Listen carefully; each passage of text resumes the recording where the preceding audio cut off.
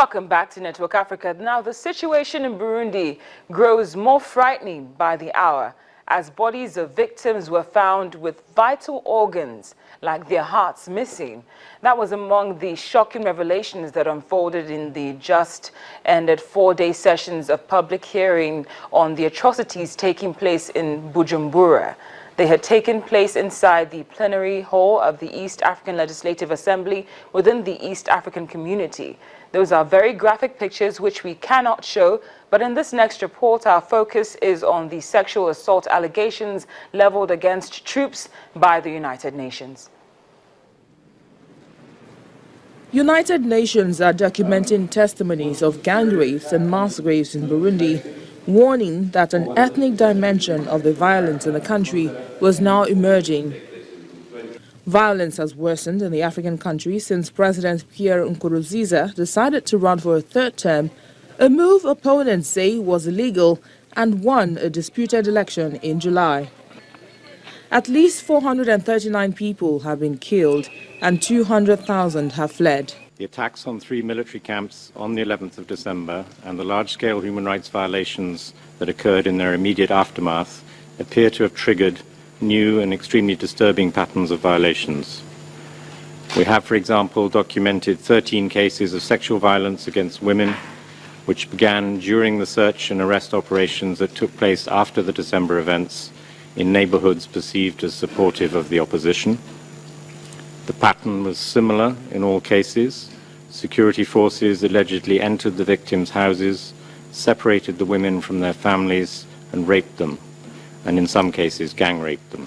Western powers and African states fear the crisis that has so far largely followed political allegiances could spiral into a renewed ethnic conflict. Burundi's 12-year civil war, which ended in 2005, pitted an army led by the Tutsi minority against rebel groups of the Hutu majority. The UN Human Rights Agency spokesman warned that all the alarm signals were now red as an ethnic dimension of the crisis is emerging.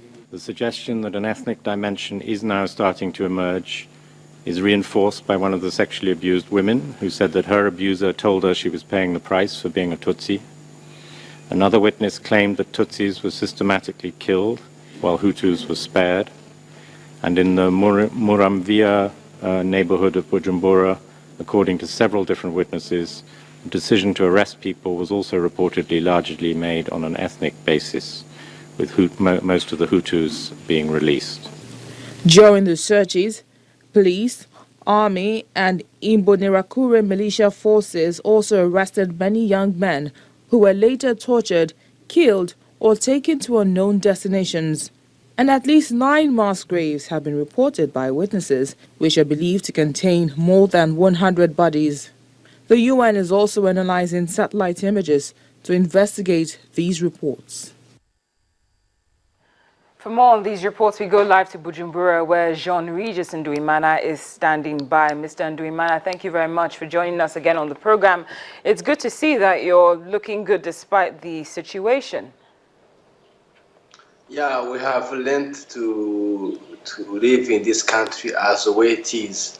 You know, as journalists and some other bloggers went into hiding, and the other people who are closely, who are members of some political parties in the opposition too. So we get used. You know, Mr. Nduimana, these new reports that have surfaced are quite alarming, where we understand that victims who unfortunately lost their lives, some of them have been found with their organs missing, like their hearts taken out of their bodies.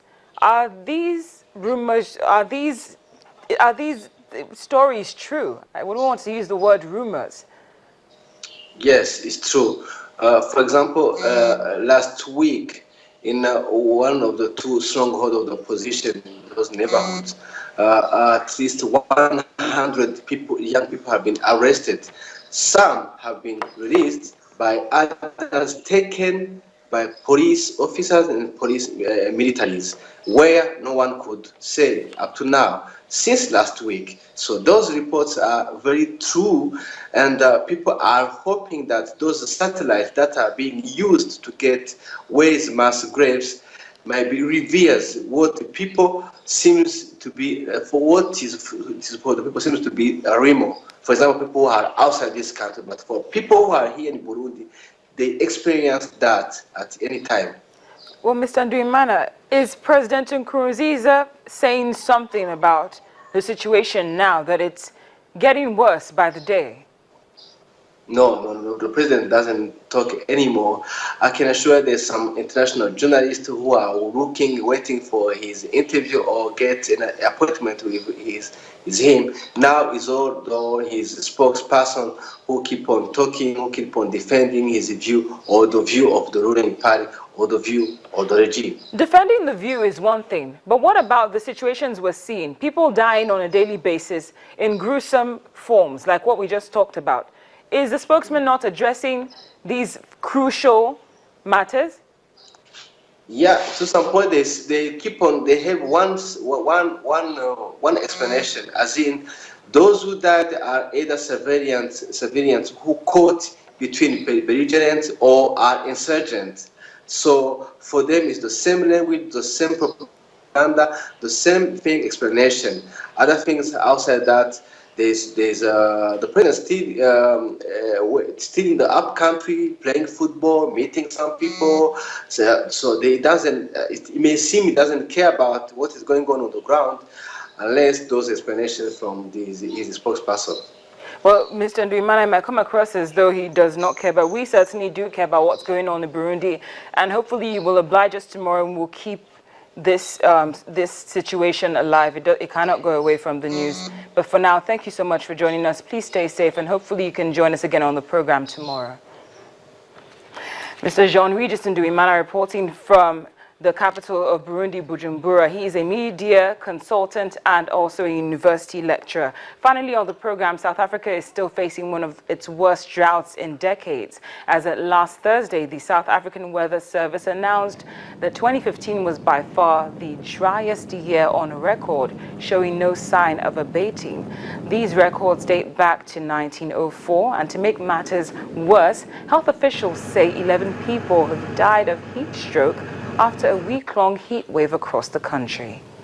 Produce the crop and make it so that there's enough food for the country, and in this case we can't do it because it's a massive drought. We will have to import maize from overseas, and there are only 1 or 2 countries in the world that do produce white maize, so it's going to become a problem because it is a staple diet.